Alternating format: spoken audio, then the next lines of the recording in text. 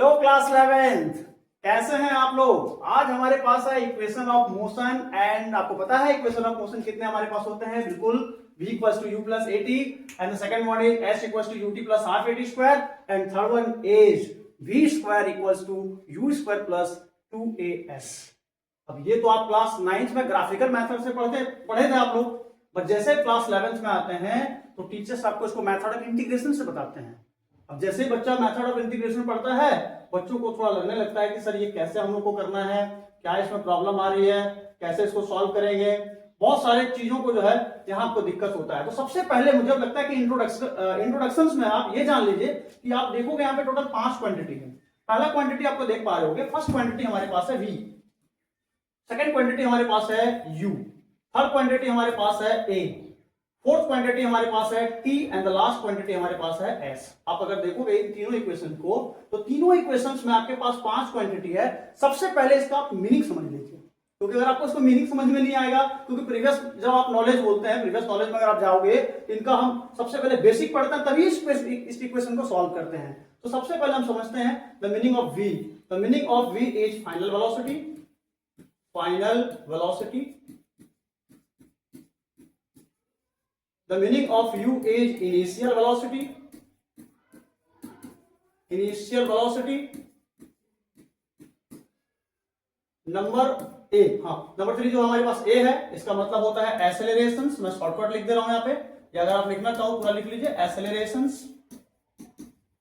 Number 4 पे हमारे पास है टाइम एंड नंबर 5 जो एस है वो डिस्टेंस नहीं है, डिस्प्लेसमेंट है। ध्यान देखिए, बच्चे यहाँ कंफ्यूज कर जाते हैं, ये है डिस्प्लेसमेंट। सबसे इंपॉर्टेंट, अगर आप इसको मेथड ऑफ इक्वेशन से सॉल्व करते हैं, जो सबसे इंपॉर्टेंट कंसेप्ट जो इसमें लगता है, यहां टारगेट करते हैं हम लोग ए को। मैं एक बार आपको कलर पेन से इसको अंडरलाइन कर रहा हूं ताकि आपको समझ में आ जाएगा। यहां भी ए है, यहां भी ए है और यहां भी ए है। आपको मैं बता दूं, तीनों जगह पे अगर आपको सवाल आता है तो आपको पूछा जाता है कि तीनों पे ए जो है वो कांस्टेंट होता है। मैं फिर से रिपीट कर रहा हूं, तीनों इक्वेशंस पे a जो है वो यूनिफॉर्म है या कांस्टेंट। यूनिफॉर्म का मतलब उसकी वैल्यू चेंज नहीं होगी।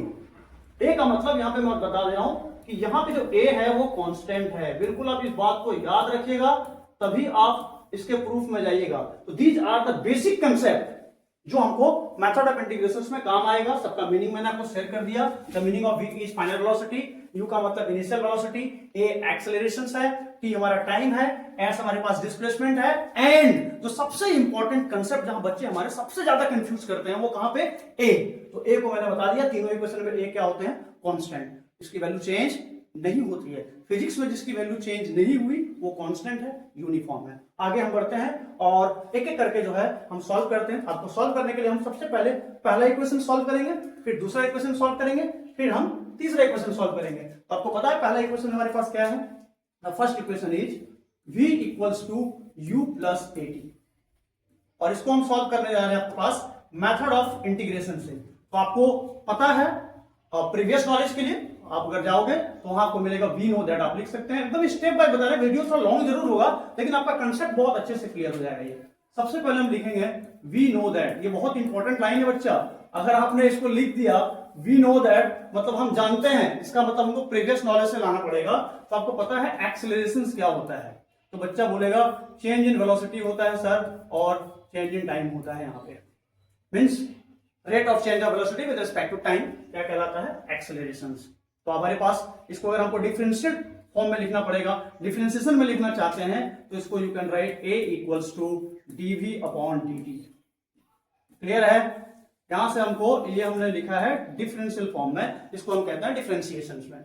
अब यहां से सॉल्व करना आपके लिए जो है चुटकी का काम है। देखिए कैसे होगा, सिंपल मैथमेटिक्स सॉल्व करना। फिजिक्स को आप भूल जाइए, एक्सेलरेशन के नीचे आप 1 ले लीजिए और यहां से आप अप्लाई कर लीजिए क्रॉस मल्टीप्लाई। क्रॉस मल्टीप्लाई करेंगे तो 1 इंटू डीवी कितना होता है बच्चा, dv। यहां से क्रॉस मल्टीप्लाई करेंगे कितना मिलेगा आपको, a dt। अब क्या करना होगा, इंटीग्रेटिंग बोथ साइड लिखना है, स्टेपिंग आप छोड़ना मत, है ना। इंटीग्रेटिंग में एंटी लिख दिया मतलब इंटीग्रेटिंग, है ना, इंटीग्रेटिंग बोथ साइड। आप चाहो तो पूरा वर्ड लिख लेना, इंटीग्रेटिंग बोथ साइड। दोनों साइड हमको क्या करना होगा, इसको इंटीग्रेट करना होगा। तो करिए इंटीग्रेट। कैसे करते हैं इंटीग्रेशन का साइन, याद करिए, सांप आएगा, सांप, है ना। कैसा सांप आता है, ये वाला। This is the symbolic representation of integration. तो आइए करते हैं, ये हो जाएगा आपका dv इज इक्वल्स टू, फिर यहां से इंटीग्रेशन ऑफ कितना आ जाएगा हमारे पास a dt। अब सवाल ये है कि मान लेते हैं एक बॉडी यहां पे है, कोई भी एक बॉडी है, मान लीजिए एक बॉल है, इसकी इनिशियल वेलोसिटी कितनी है u। अब यहां से अगर ये चलकर यहां आया तो इसकी फाइनल वेलोसिटी कितनी हो गई v। यहां आने में से क्या लगा टाइम, लेकिन एक्सेलरेशन क्या रहेगा यहां से यहां तक कांस्टेंट। तो आप मुझे बताइए शुरुआत में ये u है, फाइनल में कितनी है v। मान लेते हैं कि टाइम यहां तक आने में इसको टाइम कितना लगा t, और यहां पे टाइम कितना था 0। जब आप इंटीग्रेशन करते हैं सबसे इंपॉर्टेंट होता है लिमिट का कंसेप्ट। आप लगाते हैं लिमिट, तो लिमिट कैसे लगाएंगे, इनिशियल टू फाइनल, तो u2 क्या लगेगा आपका v, initial velocity to final velocity, और टाइम कहां से लगाएंगे, तो शुरुआत में टाइम हमारे पास कितना था 0 एंड फाइनल टाइम कितना हमारे पास है t। अब इसको सिंपल इंटीग्रेट कर लीजिए, फ्रेश अप कर लेते हैं, कितना हमारे पास आ रहा है एक बार ये, initial velocity to final velocity integration of कितना dv इज इक्वल्स टू, हाँ सबसे इंपॉर्टेंट मैंने शुरुआत में कहा है, फिर से कह रहा हूं, a जो है इसमें कांस्टेंट है, a को आप बाहर कर लीजिए। अब आपके पास कितना बचेगा, 0 से लेकर कहां तक t तक, और हमारे पास इसके अंदर में कितना बचेगा dt। अब बच्चा कहां फंसता है कि सर इंटीग्रेशन ऑफ dv और इंटीग्रेशन ऑफ dt कैसे निकालते हैं, तो मैं यहां पे स्लाइड में बता दूं आपको, इंटीग्रेशन ऑफ dx होता है x, बिल्कुल याद रखिएगा, इंटीग्रेशन ऑफ dx होता है कितना x, तो इंटीग्रेशन ऑफ dv कितना होगा v। आप यहां लिख लीजिए v, और दोनों साइड से आप ब्रैकेट लगाते हैं, इंटीग्रेशन जब सॉल्व हो जाता है तो दोनों साइड से एक स्क्वायर ब्रैकेट बढ़िया लगा लेते हैं, और यहां पे हम लोअर लिमिट को रखते हैं और यहां हम अपर लिमिट को रखते हैं, मतलब u जो है हमारा लोअर लिमिट यहां आ जाएगा, v हमारा यहां पे आ जाएगा इंटीग्रेशन के बाद। और मैंने v कहां से लाया, जैसे dx का इंटीग्रेशन x होता है, इंटीग्रेशन ऑफ dv कितना होगा v। अगला स्टेप सिमिलरली वहां भी हम काम कर लेंगे, तो हमारे पास a कांस्टेंट है। Next integration of dt, integration of dt कितना होगा, फिर से बच्चा हमारा हो जाएगा t। बताइए ये लोअर लिमिट पे कितना है 0 और फाइनल पे कितना है t। तो मुझे लग रहा है कि यहां तक आपको कोई दिक्कत नहीं हुआ होगा। नेक्स्ट पेज में हम जा रहे हैं, यहां तक आप स्क्रीनशॉट भी रख सकते हैं, you can take the screenshot. Next यहां तक हमारा कंप्लीट सॉल्व हो चुका है, या ये वाला एरिया को मैं ना कंप्लीट मिटा दे रहा हूं ताकि आपको कोई दिक्कत नहीं जाएगा, थोड़ा सा समय लगेगा, मैं तुरंत इसको इरेज कर लेता हूं ताकि इसी पेज पर अगर मैं सॉल्व करता हूं इसको तो आपके लिए जो है वो बहुत आसान हो जाएगा। तो आप मुझे बस 10 सेकंड का पेशेंस रखिए, आपके पास इसके सॉल्यूशन इसी पेज पे मिल जाएगा। स्क्रीनशॉट आप इधर वाले का पहले से आप ले लेंगे तो यहाँ पे आपको दिक्कत नहीं जाएगा। यस, अगला स्टेप, अब यहाँ पे क्या करते हैं बच्चा, एक बार मैं इसको फ्रेश करके लिख रहता हूं ताकि आपको समझाने में मेरे लिए इजी होगा। हमारे पास v है, और कहां से कहां तक v हमारे पास है, initial to final, equals to हमारे पास a कांस्टेंट में है, बहुत बढ़िया है, और t हमारे पास है, और t कहां से कहां तक है 0 से लेकर t तक है। नेक्स्ट स्टेप, इसको जो कहना बच्चे सॉल्व नहीं कर पाते हैं, कैसे सॉल्व करना है, यहां पे जो आपको दिख रहा है इसका जगह एक बार ये ऊपर वाला लिमिट लेगा, एक बार इसका जगह नीचे वाला लेगा, और दोनों के बीच में जो साइन होता है वो माइनस का होता है। तो हमारा स्टेप कैसे बन जाएगा, इस v के जगह पे हमारे पास एक बार फाइनल वेलोसिटी, मैंने क्या कहा एक बार final velocity, sign will be minus, फिर कौन सी velocity, initial velocity equals to, ये याद रखिएगा दोनों के बीच में साइन माइनस होता है। यहां पे एक्सीलरेशन हमारा कांस्टेंट है, ब्रैकेट लगाएंगे, इस t के जगह पे फिर से कौन आएगा, पहले फाइनल टाइम माइनस फिर कौन सा टाइम, इनिशियल टाइम। अब इसको सॉल्व कर लेते हैं, v minus U is equals to a, और ये हमारे लिए नॉनसेंस है ना, ये इसका कोई मीनिंग नहीं है, जिसका कोई मीनिंग नहीं होता है वो नॉनसेंस है। हमको जब पढ़ाते हैं बच्चों को फिजिकल बोर्ड में स्कूलों में तो हमको बोलते हैं सर आपका नॉनसेंस बोलना बड़ा अच्छा लगता है, तो ये जो है -0 जो है हमारा नॉनसेंस है, कोई मीनिंग नहीं उधर वाले को, तो a इंटू टी जो हो जाएगा क्या हो जाएगा 80। तो अगला स्टेप जो बनेगा v इक्वल्स टू, इस माइनस यू को उस साइड ले जाइए आप, ये कितना कहलाएगा, एक बार लिख लेता हूं 80 प्लस यू, और इसको अगर हम सिस्टमैटिक ढंग से जिसको बोलते हैं पाउडर वाटर लगा करके अगर हम सिस्टमैटिक से लिखते हैं तो इसको हम लिख सकते हैं u प्लस कितना बताइए 80। So this is the final equation जो हमारा प्रूफ होकर आया है मेथड ऑफ इंटीग्रेशन से। तो हम कह सकते हैं मेथड ऑफ इंटीग्रेशन और मेथड ऑफ कैलकुलस से हमने पहला इक्वेशन को सॉल्व कर लिया है। अब हम नेक्स्ट जो है सॉल्व करने जा रहे हैं सेकंड इक्वेशन, और सेकंड इक्वेशन हमारे पास है s equals to ut plus half 80 square. तो आते हैं और नेक्स्ट इक्वेशन जो हमारे पास है वो है h equal to UT plus half eighty square. हमको सेकंड इक्वेशन को प्रूफ करने के लिए फर्स्ट वाले का भी यूज करना होता है। अभी हमने पहला वाला प्रूफ कर लिया, v equal to you plus AT, लेकिन सेकंड वाले को प्रूफ करने के लिए आपको पहले वाले के पास जाना पड़ेगा, उसके बिना ये अधूरा है। तो सबसे पहले देखिए, पहले वाले के लिए हम लोग एक्सेलरेशन के पास गए थे, लेकिन सेकंड वाले के लिए आपको जाना पड़ेगा वेलोसिटी के पास। आप देखो कि सेकंड वाले के लिए आपको, मतलब पहला वाला इस पे डिपेंड जरूर है, यहाँ पे हमने एक्सेलरेशन यूज किया था, यहाँ हमने वेलोसिटी को यूज करेंगे। तो हमको पता है वेलोसिटी का फॉर्मूला क्या होता है, वेलोसिटी का फॉर्मूला होता है delta x, change in displacement वाली फॉर्मूला आपको तो याद ही है, delta x upon delta T. और इसी को डिफरेंशियल फॉर्म में अगर आप लिखेंगे ये आ जाएगा v is equals to D X upon D T. ये सारी बातें आपको तो पता ही है। अब v के नीचे आप 1 ले लीजिए और आपस में आप क्रॉस मल्टीप्लाई करेंगे तो 1 इंटू डी एक्स कितना आ जाएगा बच्चा, dx, और कितना बन जाएगा v इंटू डी टी, कितना बनेगा v dt। इसको आप इक्वेशन नंबर 1 ले लीजिए और यहां से आपको सेकंड वाला जो है ये इक्वेशन यूज करना पड़ेगा। तो आपको क्या, अगर आपको इसको इक्वेशन नंबर 1 ले लिए तो पहला इक्वेशन हमारे पास क्या है जो हमने प्रूव करके रखा है, v is equals to you plus AT. ये स्टेप आप बिल्कुल याद रखिएगा, नहीं तो आपको प्रॉब्लम आ जाएगा। और ये हम मान लेते हैं आपको समझाने के लिए इक्वेशन नंबर 2। और इक्वेशन नंबर 2 की वैल्यू जो है, ये v की वैल्यू जो है वो यहां पे जाएगा। इसका मतलब ये v यहां से क्या हो जाएगा, रिप्लेस। और इस v को अगर यहां पे रिप्लेस करेंगे तो इसके जगह पे क्या आएगा, u प्लस क्या आएगा, 80। तो हम नेक्स्ट पेज में जा रहे हैं और v को रिप्लेस करके u प्लस क्या ले रहे हैं, 80। तो इसका आप स्क्रीनशॉट रख लीजिएगा। हम अगले स्टेप में जा रहे हैं।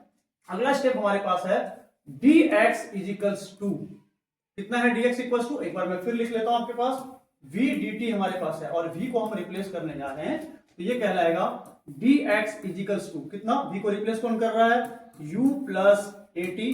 दोनों साइड से ब्रैकेट लगाना है क्योंकि दो टर्म्स हमारे पास आ रहे हैं और यहां हमारे पास बाहर में आ जाएगा dt। इस ब्रैकेट को ओपन करना है सिंपल मैथमेटिक्स लगा करके। तो सिंपल मैथमेटिक्स कैसे लगाएंगे, dt पहले जाएगा u के पास, फिर dt आएगा किसके पास, 80 के पास। तो इसको सॉल्व कर लेते हैं। ये बन जाएगा आपका dx इजिकल्स टू, u के पास आ रहा है dt, u और कितना, dt। साइन क्या हमारे पास है, प्लस a और कौन आने वाला है, t, और कौन आने वाला है, dt। पूरे इक्वेशन में कोई कांस्टेंट है, मैं बार बार बता रहा हूं, मैं पेन चेंज करके फिर से इसके अंडरलाइन कर रहा हूं, ये हमारा कांस्टेंट है। क्योंकि तीनों इक्वेशन में जब भी हम इंटीग्रेशन मेथड से प्रूफ करते हैं बच्चा, मैं बार बार रिपीट कर रहा हूं, ए हमेशा क्या रहेगा, कांस्टेंट। अगला स्टेप जो हमारे पास बनने जा रहा है, अब इसको हम क्या करेंगे, इंटीग्रेटिंग बोथ साइड। हम दोनों साइड क्या करेंगे, इंटीग्रेट। जब आप इंटीग्रेट करेंगे तो आपको मिलना है dx, कहां से कहां तक, शुरुआत में उसकी पोजीशन कितनी है, 0, क्योंकि लोअर टू अपर जाना है, फाइनल कितना है, x इजिकल्स टू, u को यहां से बाहर कर लीजिए। अगला स्टेप क्या बन जाएगा आपका, टाइम के लिए 0 से लेकर कहां तक, t तक, यहां कितना बनना है, dt, sign will be plus, a को बाहर कर लीजिए आप। फिर यहां देखेंगे, यहीं पे बच्चे को सबसे ज्यादा प्रॉब्लम आता है, t पे पावर 1 है, t पे पावर कितना है, 1, इसलिए मैं पेन चेंज कर लिया हूं ताकि आपको दिक्कत ना हो।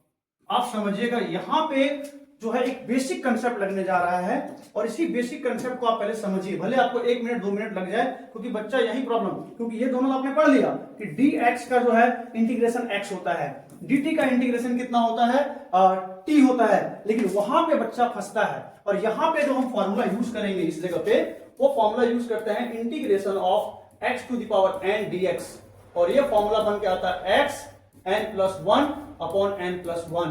तो बिल्कुल आप, मैं एरो मार्क दे दिया हूं ताकि आपको किसी प्रकार का कोई प्रॉब्लम ना हो, x to the power n dx x n+1 upon n+1। तो ये फॉर्मूला जो है वो इस जगह पे यहाँ पे यूज करेंगे, तभी ये प्रूफ होगा। तो अगला स्टेप पे हम जा रहे हैं, पहले हम बात कर लेते हैं इंटीग्रेशन ऑफ क्या, फिर वहां पे आते हैं हम। इंटीग्रेशन ऑफ dx कितना कहलाएगा, x, दोनों साइड ब्रैकेट लगेगा, मैंने पहला इक्वेशन में बता चुका हूं, ये यहां इनिशियल और यहां हमारे पास फाइनल। अगला स्टेप, u हमारे पास रहेगा, यहां पे इंटीग्रेशन ऑफ dt कितना आ रहा है बच्चा, t, कहां से कहां तक, 0 से लेकर t तक, सॉल्व हो गया ये। साइन विल भी क्या है हमारे पास है, प्लस, ये रहेगा a। यहां ध्यान देंगे आप, इस x को देखिए, इस x के जैसा यहां क्या दिख रहा है, t, n का जैसा यहां पे कौन दिख रहा है, 1।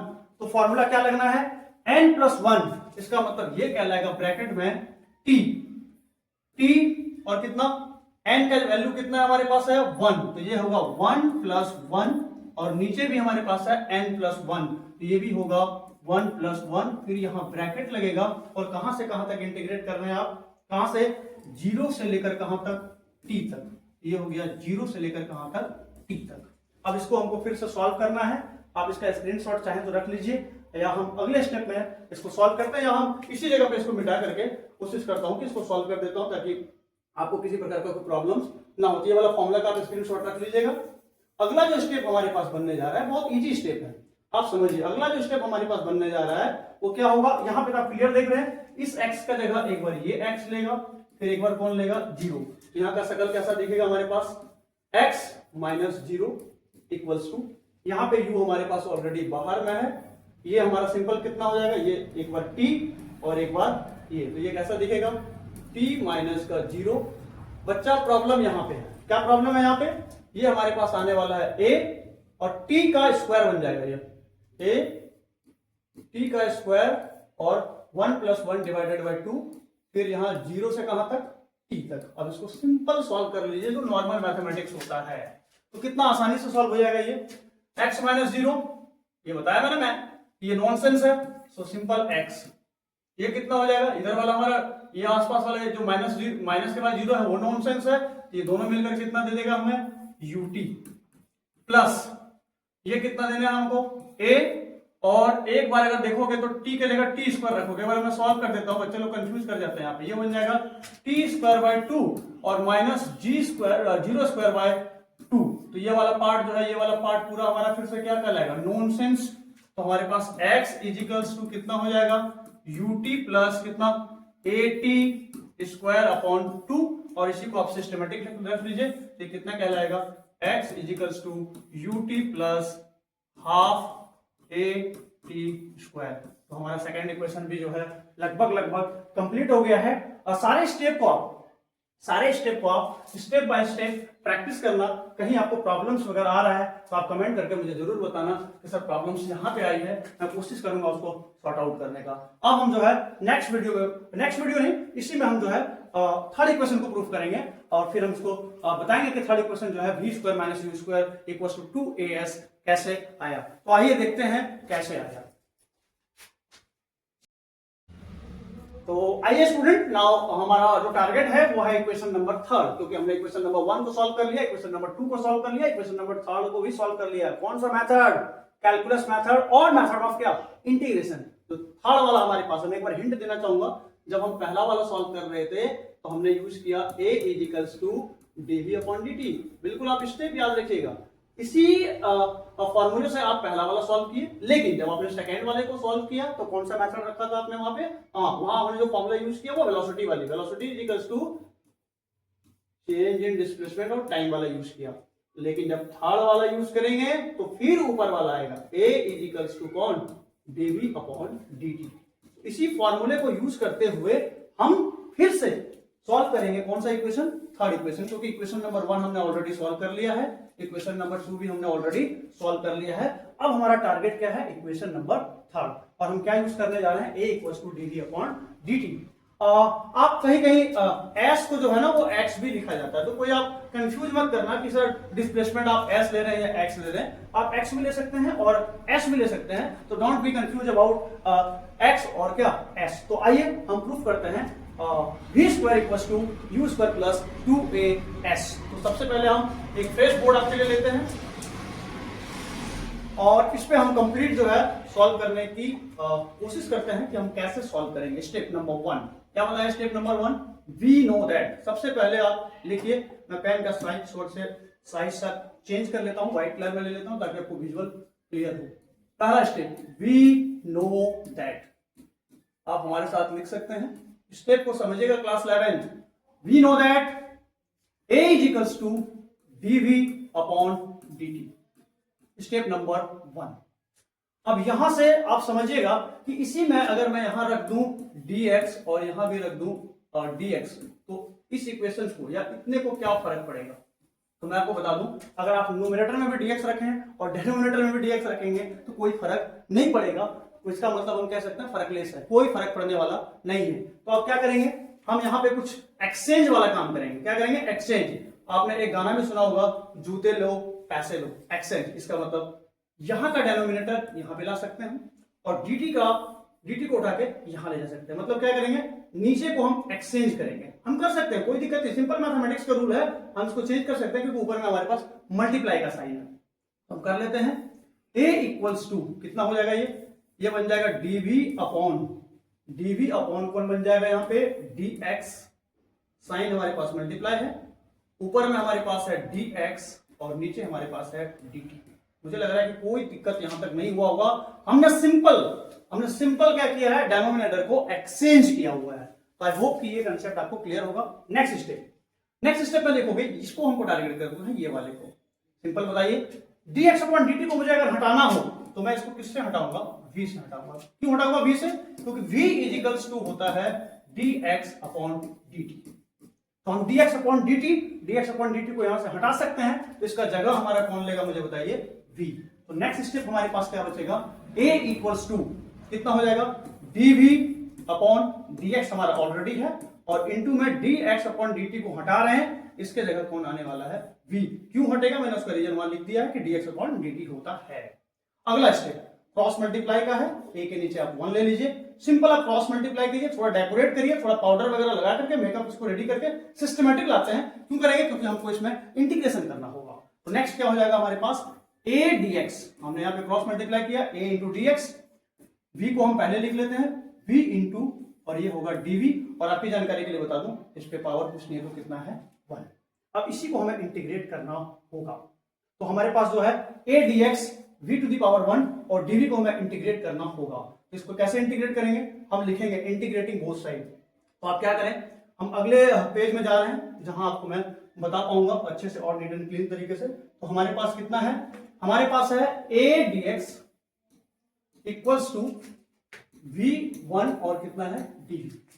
अब इसको हमें क्या करना है, इंटीग्रेट। तो मैं आपकी जानकारी के लिए बता दूं, अगर x की पावर x नहीं लेते हैं, पहले t से बात करते हैं तो आपको इजी पड़ेगा। अगर शुरुआत में मान लेते हैं, शुरुआत में इनिशियली अगर हम बात करें, इनिशियली अगर हमारे पास टाइम कितना है 0, तो क्या बॉडी मूव करेगा, नहीं। तो उस समय इनिशियल वेलोसिटी कितना होगा u, और उसकी डिस्प्लेसमेंट कितना होगा बताइए, उस समय डिस्प्लेसमेंट x की वैल्यू कितनी होगी 0। कब, जब हमारे पास टाइम 0 है, मतलब बॉडी मूव नहीं कर रहा है। लेकिन जब आपके पास टाइम कुछ आ जाएगा, मान लेते हैं टाइम हमारे पास t आ गया, फाइनल टाइम, तो अब आपके पास इनिशियल वेलोसिटी नहीं होगा बच्चा, अब आपके पास फाइनल वेलोसिटी होगा और डिस्टेंस भी आपके पास आएगा, जिसको हम कहते हैं x। हम ये क्यों ले रहे हैं, क्योंकि हमको लिमिट लगाना होगा। ये सारी लोअर लिमिट में काम आएंगे, ये हमें अपर लिमिट में काम आएगा। तो हम इसको अच्छे से सॉल्व कर लेते हैं।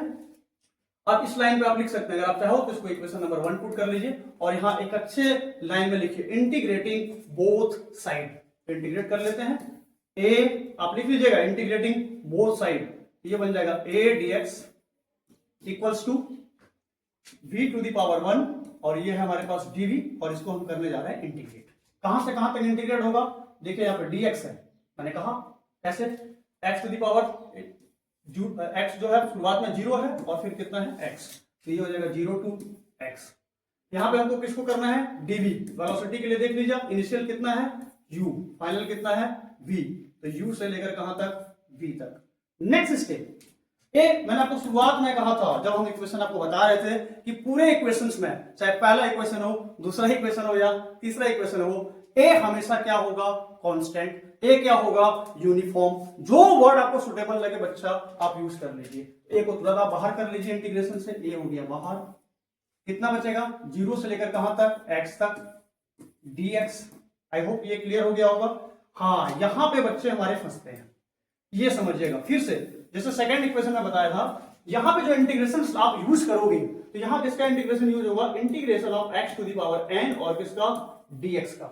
Integration of x to the power n dx का इंटीग्रेशन कितना होता है, x n plus 1 upon n plus 1।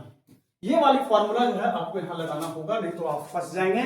और वो फॉर्मूला क्लास 11 स्पेशली बायो वाले स्टूडेंट तो बिल्कुल ये फॉर्मूला को याद रखिए, क्योंकि आप मैथमेटिक्स में ये नहीं पढ़ते हैं, लेकिन जनरल आपको इंटीग्रेशन थोड़ा बहुत पता होना चाहिए, स्पेशली द बायो स्टूडेंट्स। आगे बढ़ते हैं, तो यहां पे जो हमारे पास आएगा वो आएगा v, ये 1 है, तो 1 की वैल्यू कौन है हमारे पास, यहां बताइए, n जैसा हमारा 1 है, तो ये कहलाएगा 1 प्लस 1, और नीचे में n प्लस 1, इसका मतलब यहां भी 1 प्लस 1, और ये हमारे पास स्क्वायर ब्रैकेट दोनों साइड से, इनिशियल यहाँ पे, फाइनल यहाँ पे।